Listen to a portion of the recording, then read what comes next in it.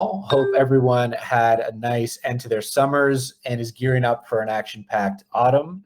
Today, we're going to cover all the happenings in the Bancor ecosystem and what's currently being worked on by community members and in governance. So I'm going to start off with a quick summary of developments, and there are four main focus areas I'd like to touch on: protocol and front-end optimizations, integrations and analytics being one; two, onboarding new projects to Bancor's liquidity solutions; three, efforts to evolve our DAO structure; and four, work on a new AMM design. So in terms of optimizations and integrations in Bancor v3 and the Bancor.network front end, updates include fee and trading liquidity changes in recent weeks, the release of auto compounding rewards, and most recently, the integration with 0x protocol. So the auto compounding is live currently at the contract level and expected to be accessible in the Bancor.network front end soon. The 0x integration, which went live last week, added hundreds of new tokens to the Bancor.network UI and helps make Bancor.network a better destination for traders, which will ultimately drive more trades and fees to the protocol.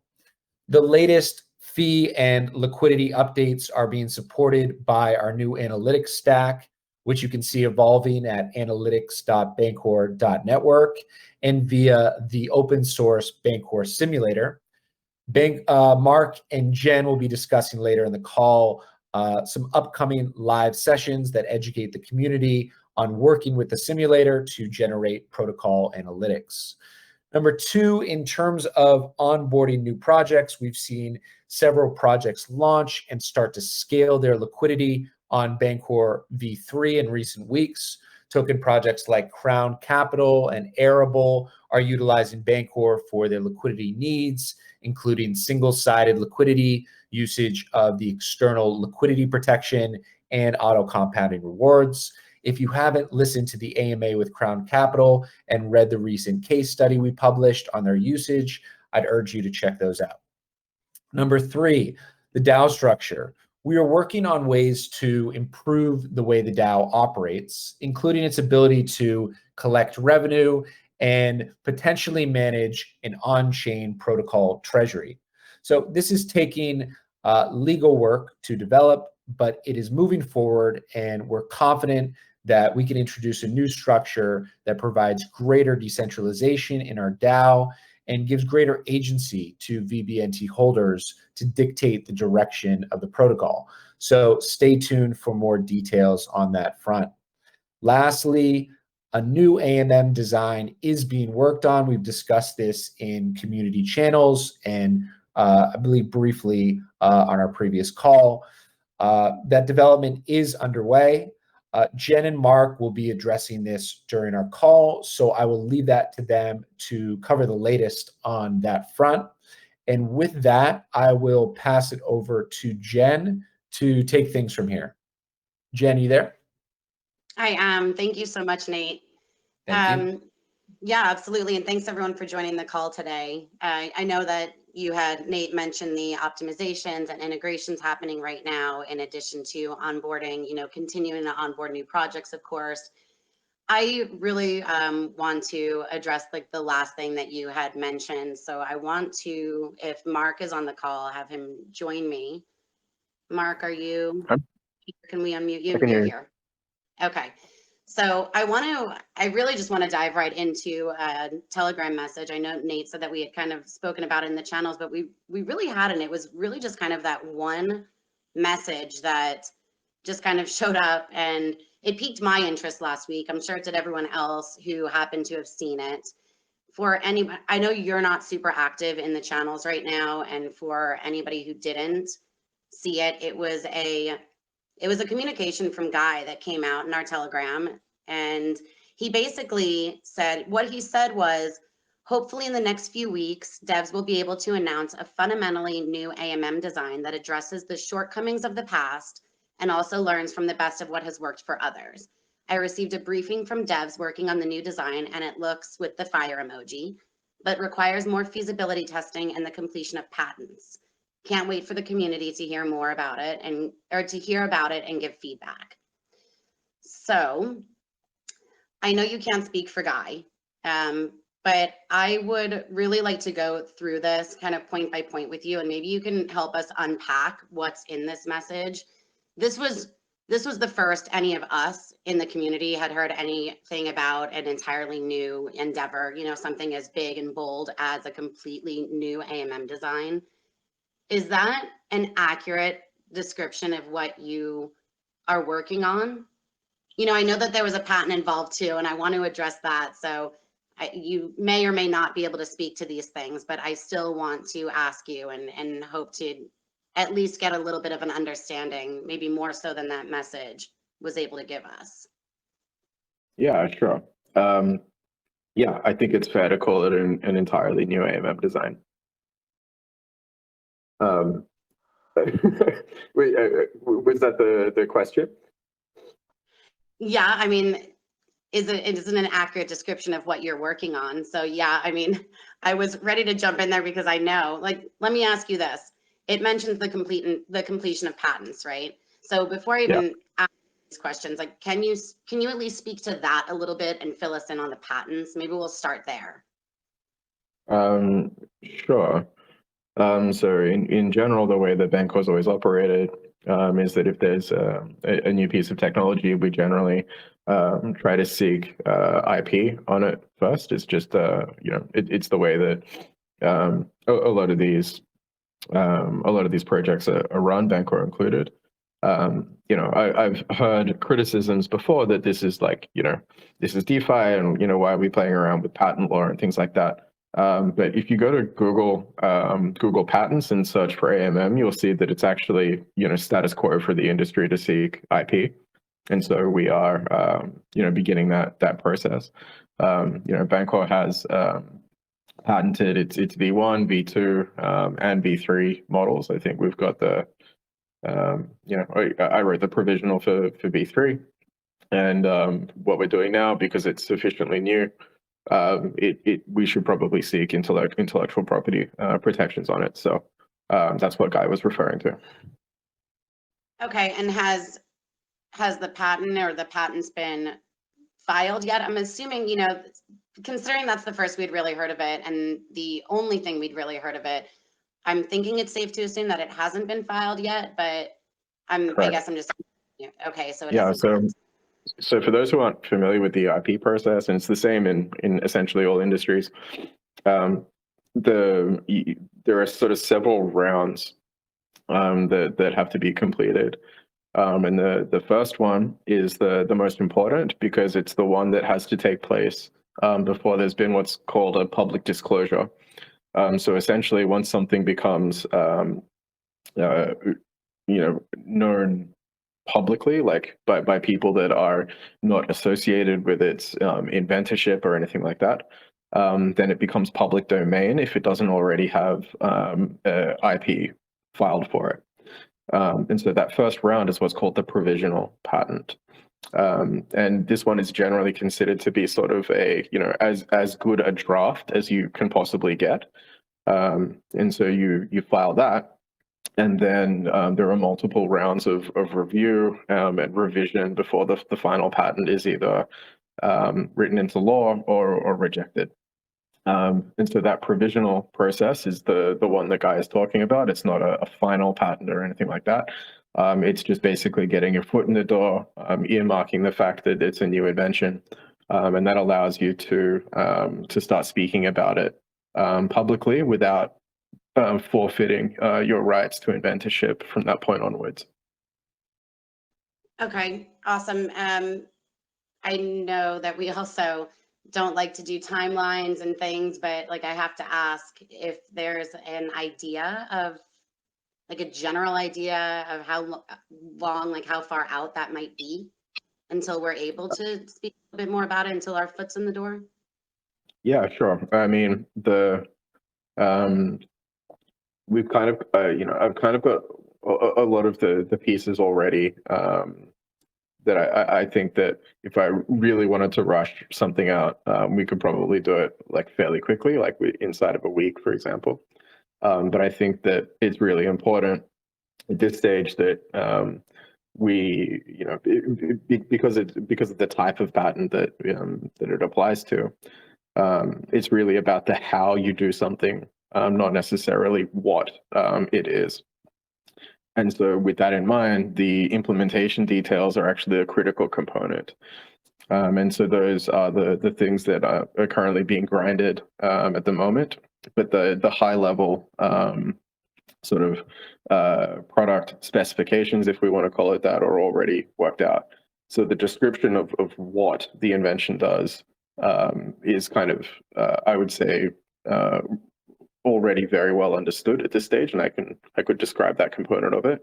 But for the patent, it's really important to be able to describe how it achieves those things.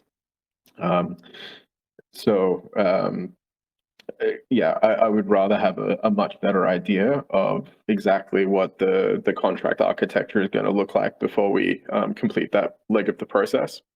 I told Guy when he asked me the same question that I think having the provisional filed by the end of the month is probably a realistic time frame. But you know, as with all of these things, it's difficult to give an accurate guess because you know, we haven't completed that work, and until it's completed, you know, it's impossible to accurately determine how much longer it will take, just because we're still figuring stuff out. But yeah, I think if I had to put money down and you know, bet on a realistic time frame, I'd say provisional by the end of the month, which means that we could start openly discussing stuff sometime in early to mid-October.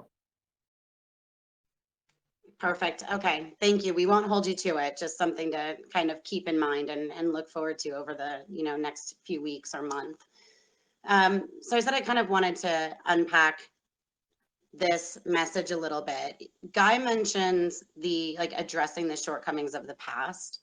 I'm curious if you're able to give any examples of what those shortcomings might be, aside maybe from the BNT minting and distribution model. And yeah, it's an interesting point. So when Guy's talking about the shortcomings of the past, it's not necessarily just with turning the microscope internally, but also just looking at the industry generally. Ever since the problems that we started to experience back in June, I've really been thinking very hard about AMMs and their purpose, right, and their customer base, and who uses them and why.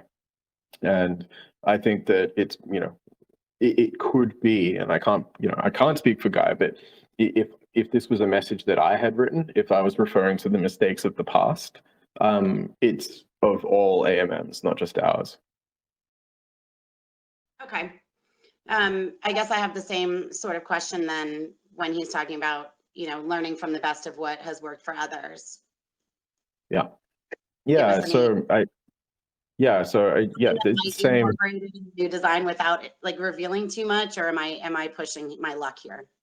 No, it's okay. I mean, I can speak generally about these things, but I can't reveal specifics.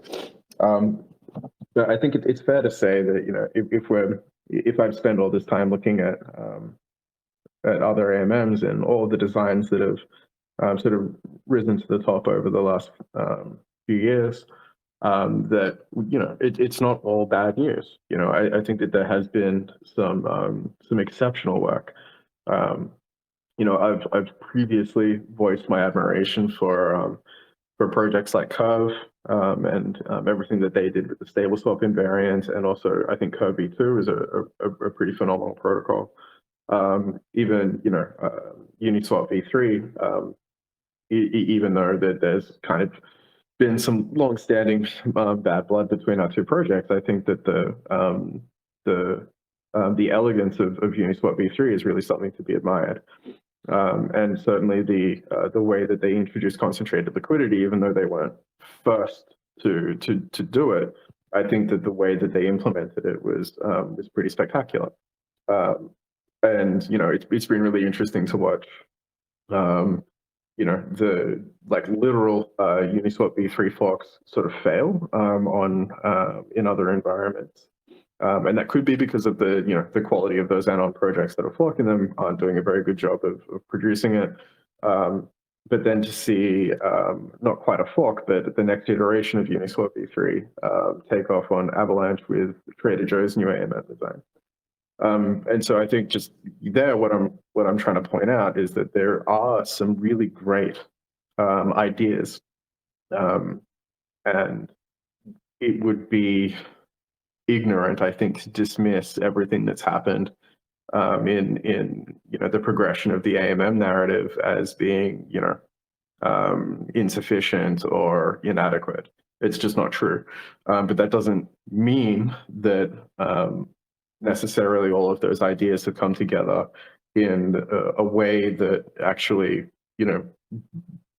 breathes life into DeFi. So yeah,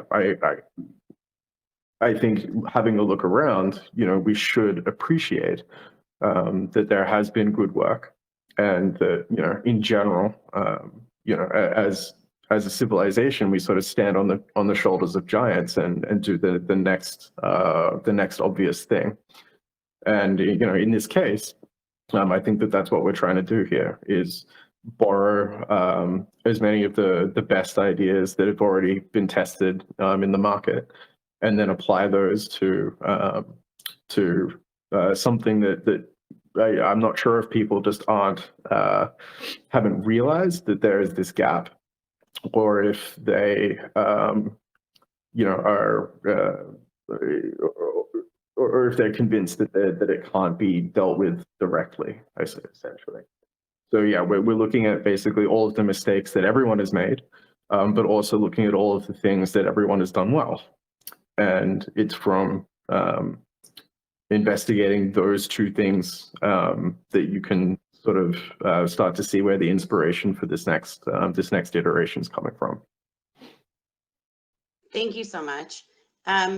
Okay, so in addition to researching other AMMs, then, has there been other research, I guess, conducted, or have you done any other research to kind of validate the new model, or to really be that confident that this is where Bancor should be headed? Yeah, I mean, we don't do anything in a vacuum.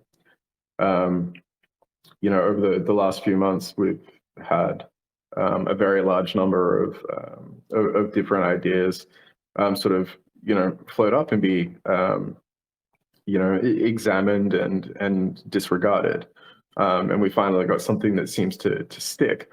And that process, which is something that I guess community members are seldom exposed to, it involves making a whole bunch of phone calls and talking to a lot of different people active in the market and active in the industry, and working out through asking the right questions whether or not what we're considering would actually have a significant value proposition for the types of people that we're targeting. So yes, the short answer is that that research, it's not just theoretical, right? Obviously there's a huge amount of math and flow development and that kind of thing that sort of defines the product. But then at the end, once we've got sort of that high level idea, the first thing that we do is have a look at having conversations with people that might be interested in using it, while not revealing to them what the details of it actually are. So yeah, that process has gone extremely well. In some cases, in some of these interviews, we've actually had the very thing that we're trying to develop parroted back to us as being one of the shortcomings of exchanges on blockchain, and that was just a very validating moment for me, to hear someone say, that this is what I think is wrong with AMMs, and what should really be done is this. And then to have someone basically describe exactly what it is that you're thinking of building means that you probably have found something that's likely to find an immediate audience. And so that's very exciting. It's exciting. It's almost like a sort of, like you said, like a validation or a confirmation from others that like this is what it is that, you know. Yeah, because you can think that you've got a really good idea, and maybe it is a great idea, but if no one's interested in it, or if no one wants to use it, then it's probably not very valuable. But occasionally you'll have a really great idea, and you'll think about it really hard, and then when you start asking the right questions, you realize that people do want to use it, or that this is a legitimate pain point that's easily recognizable if you know where to look. And so in this case, it really looks like we've settled on something that is that could be of profound importance, and it gives me a lot more. It is completely re-energized me, and I feel absolutely motivated to see this through to fruition. That's awesome. Okay, so then I'm curious then, like we're talking about a completely new AMM design. Is this going to be like V3 redesigned, or are we talking about a whole separate version then? I mean, it's a good question. I don't really think of things that way. Like it's just it's a language, artifact that we call things by different version numbers.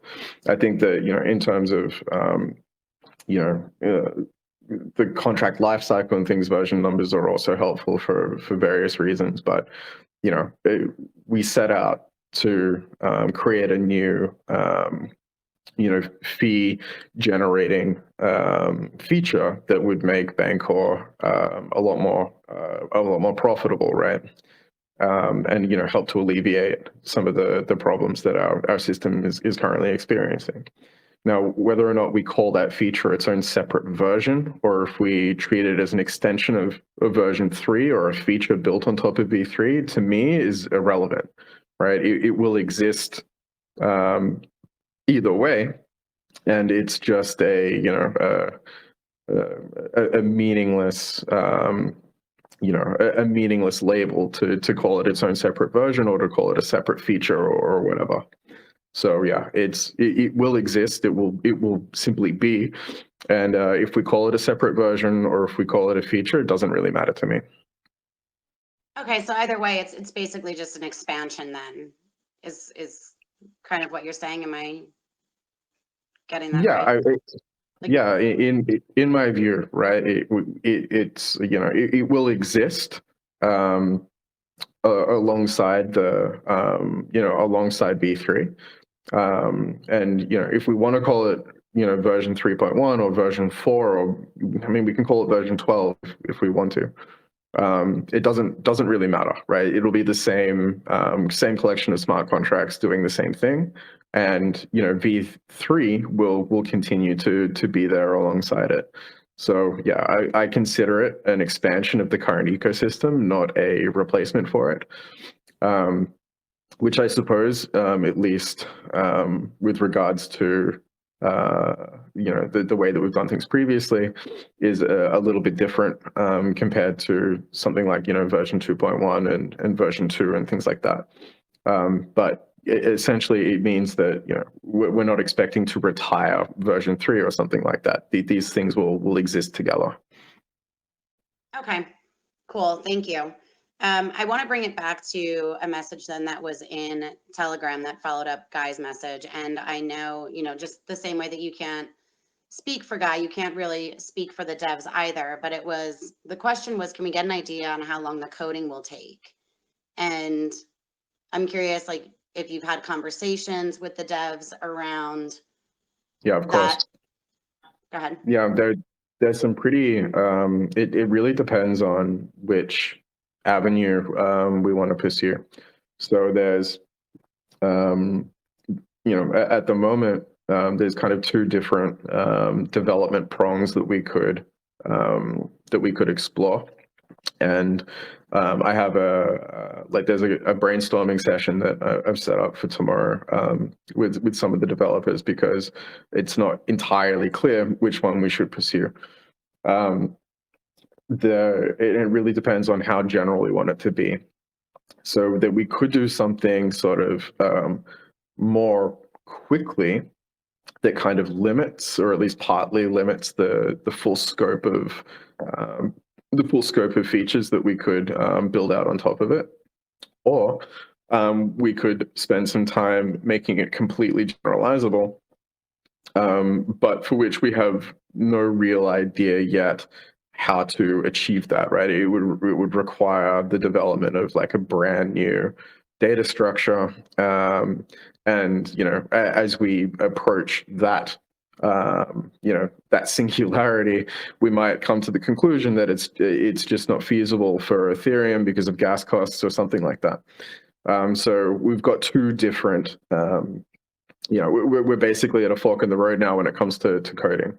And over the next couple of days, we'll be determining precisely which one of those avenues that we pursue. But until we've kind of settled down on one of those options, it's very, very difficult to estimate how long it will take to code. Okay, so my next question, then you kind of answered it, was, taking a step back from how long the coding might take, when the coding might be able to begin. And I guess that kind of the coding's technically already begun.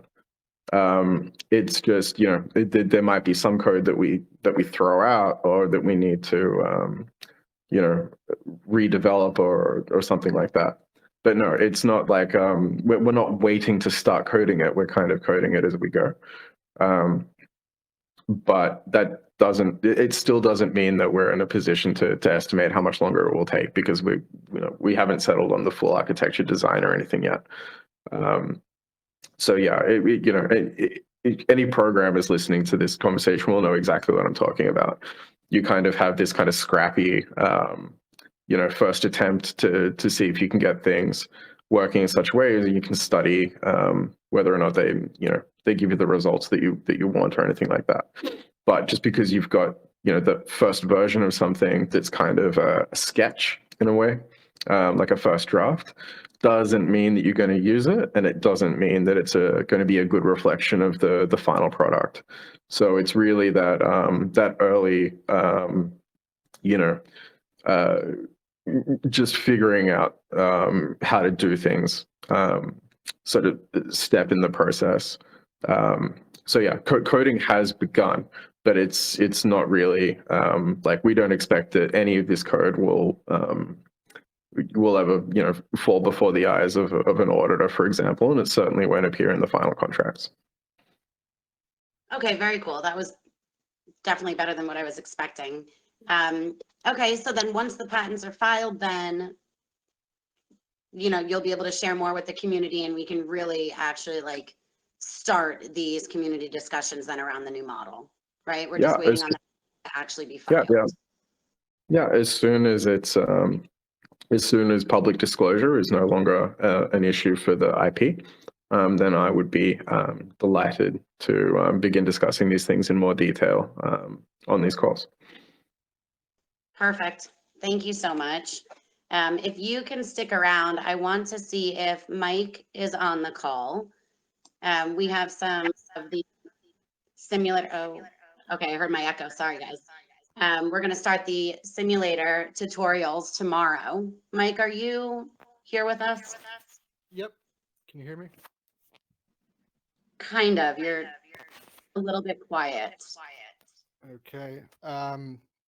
Yeah, I'm not sure why that is, but yes, tomorrow I'm planning on starting some more low-level discussions about what's happening behind the scene with the simulator, primarily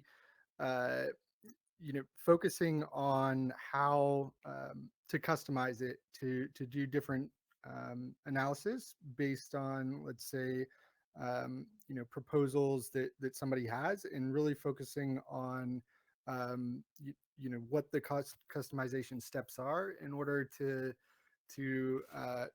understand more than just providing a demonstration like we did previously. So if anybody hasn't seen it, we came out with a long explainer about the last demonstration that we did, and it's good, but just based on how deep it goes into, it's kind of lengthy to read it all, first of all, and if you're coming at it with anything less than a really solid programming background, it's likely to be difficult to connect the dots. So the idea of these next couple discussions will be how to connect those dots, and trying to really frame it around providing the information that technical users would need in order to run fully custom simulations of whatever proposals or interests they might have in doing that. I'm not sure Okay, if Mark so has anything to add to that, but yeah, go ahead. no. Go ahead, Mark, if you have anything to add first before I ask my question. Yeah, no, I think Mike basically covered it. But yeah, to reiterate those points, the first session that we had was really about taking a proposal off of governance and showing someone that you can implement it in the simulator and get some very useful data to assess its feasibility and things like that. But rather than continue in that structure, we think that the next 9 sessions, I think we're doing one session, we're doing 3 sessions a week for 3 weeks, is going to be looking at actually the simulator's construction. And so rather than applying the simulator to a particular problem, instead we're just going to turn the whole focus inwards and just explain precisely how the simulator does things, and present it in a way that even if you have very little or no programming background, you might actually be able to understand how these things operate. And I think that that's going to be a much more fruitful way to engage everyone in this in these simulation tasks. Okay, so ideally at the end of these tutorials, someone would be able to hopefully use the simulator for themselves and be able to actually come to like their own conclusions and things of that sort. And then how long do you guys think each session might be, give or take, the way that you've did it? It's probably going to depend on the exact topic, but we're planning for anywhere between 15 to 30-minute sessions, which will be recorded, of course, with the idea that a motivated person could kind of binge watch them or go through things in a much more condensed format, and have it be useful in terms of trying to do what they want it to do in a relatively short period of time. But each one 15 to 30 minutes is what we're planning on. Okay, and then I know that they're going to be going up on YouTube also. So if anybody happens to miss one of those sessions, they'll be up on YouTube so they can go back and actually watch it for themselves and not fall behind on, catch the next one in the next, 2 days. There was a question from a community member, and I didn't see if we were able to reply yet, but I want to ask it here. Is there anything any of the community members or anybody who's attending these tutorials would need to do in order to prepare for them? Yeah, it's a great question.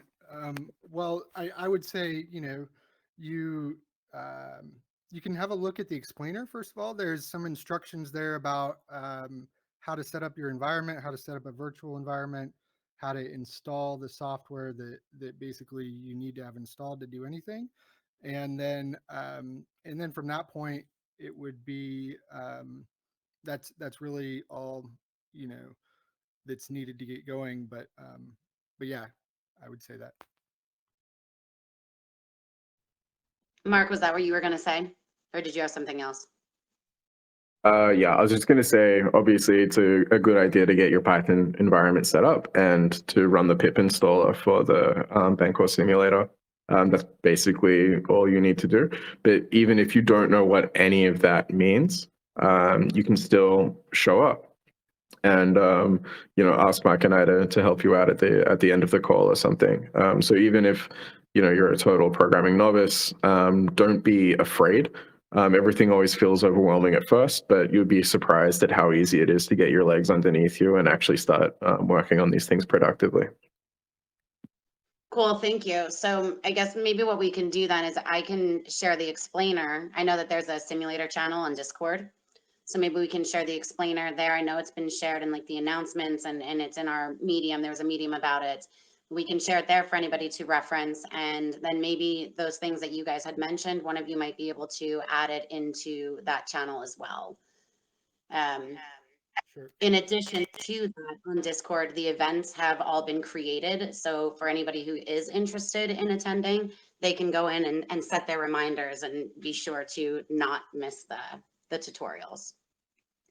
Cool. Okay. Thank you, Mike. And thank you, Mark. We'll definitely, I'll speak with you guys more tomorrow, or at least hear from you more tomorrow during the demonstration or the tutorial.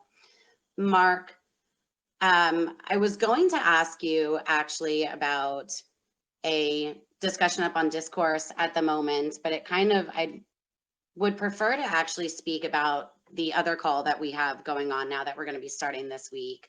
The discussion was, it was a proposal put up by Nate, actually. It was about the BNT burn proposal update.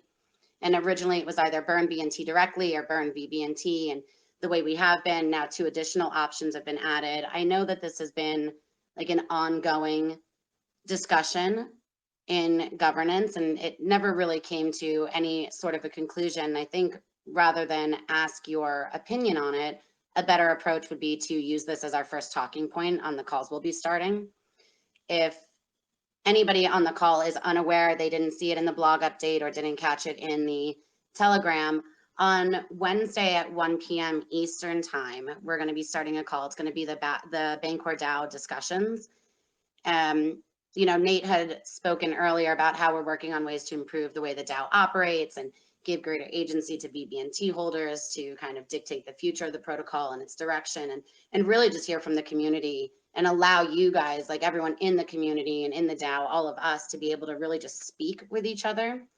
And the idea behind these calls is to support that. So there's a set day and time and place for all of us to get together and speak openly about these proposals on Discourse, and hopefully strengthen the DAO and bring some of these important and still open topics to a close. Mark, I don't know if you have anything that you want to add to that, but I just want to encourage everybody, like the community members, the Bancor DAO members, to join us on Wednesday, speak about anything that you really feel strongly about happening on Discourse right now. Yeah, I feel like these community calls that we have on Telegram sometimes feel a little bit like show and tell, where, I might be working on something or have, something else to say about things. And obviously having a more open platform on Discord, where people can discuss other DAO proposals amongst themselves and come to a conclusion without needing to refer to a dev or someone else. I think that that's a much healthier way for some of these things to be run.